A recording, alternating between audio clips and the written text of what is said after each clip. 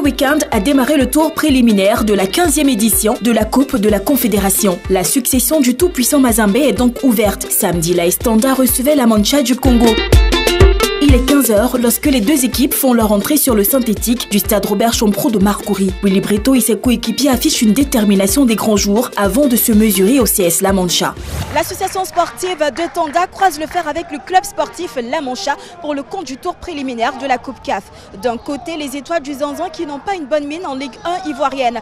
De l'autre, La Mancha qui revient 14 ans après sa 3e participation en Coupe africaine. Pour le président Moulad, ce match n'est pas à perdre. AS Tanda, La Mancha, c'est le gros match de dimanche de foot et c'est tout de suite. Dès le coup d'envoi, les hommes du Gontougo prennent d'assaut les buts de l'équipe venue de Brazzaville. 33e minute, Oumar Sako profite d'une maladresse de la défense de La Mancha pour s'échapper, mais sa frappe passe loin du cadre.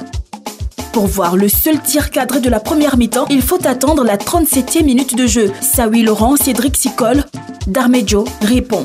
Côté supporters, les avis sont partagés quant au jeu produit par Tanda. Bon, c'est une rencontre qui est un peu difficile pour l'AS Tanda. Nous sommes là pour les soutenir, nous sommes à cœur avec eux et on espère qu'à la fin de la rencontre, l'AS Tanda va gagner. Il ne faut pas désespérer parce que le football c'est comme ça. Il y a des moments de faiblesse, mais quand on voit qu'on a tout un peuple qui est derrière, il faut se surpasser et puis avoir la victoire. Donc j'ai bon espoir que l'AS Tanda arrivera à bout de cette équipe. Nos jeunes de maintenant n'ont pas les moyens du football. Et puis c'est les moyens nécessaires qui manquent ou qu'est-ce qui manque, je ne sais pas. Mais aujourd'hui, ils ont tous les atouts, mais ils ne se donnent pas au football. En face, ceux de La Mancha sont plutôt satisfaits. C'est sur cette ambiance que M. Reginald, l'arbitre ghanéen, renvoie les deux équipes au vestiaire, 0-0 à la pause. À la reprise, Tanda repart avec l'envie de scorer. Les efforts de l'expérimenté Essis Baudelaire Aka et de Choumana Koulibaly ne déroutent pas une équipe solide en défense. Le score n'évoluera plus jusqu'au coup de sifflet final.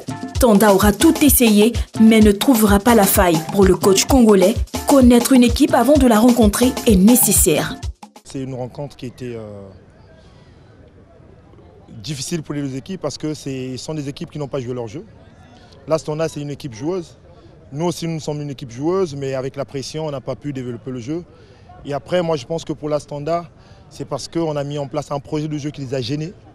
C'est une équipe joueuse qui repart de derrière, mais le fait d'avoir bloqué les deux centraux, ça les a permis de jouer les deuxièmes ballons contre nature par rapport à ce qu'ils ont l'habitude de développer comme jeu. Donc, c'est ça qui a fait qu'on arrache le match nul aujourd'hui. Si on me demandait de prendre entre la défaite et le match nul, je prendrais le match nul.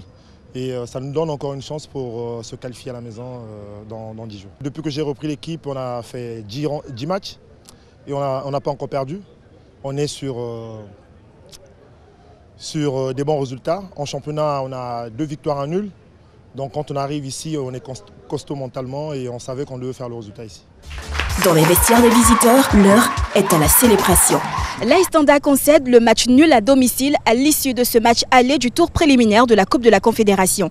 Mais les étoiles du Zanzan restent confiantes pour le match retour le 21 février au stade de Pointe-Noire au Congo. Car c'est une nouvelle partie qui va se jouer, même si l'adversaire aura l'avantage du terrain.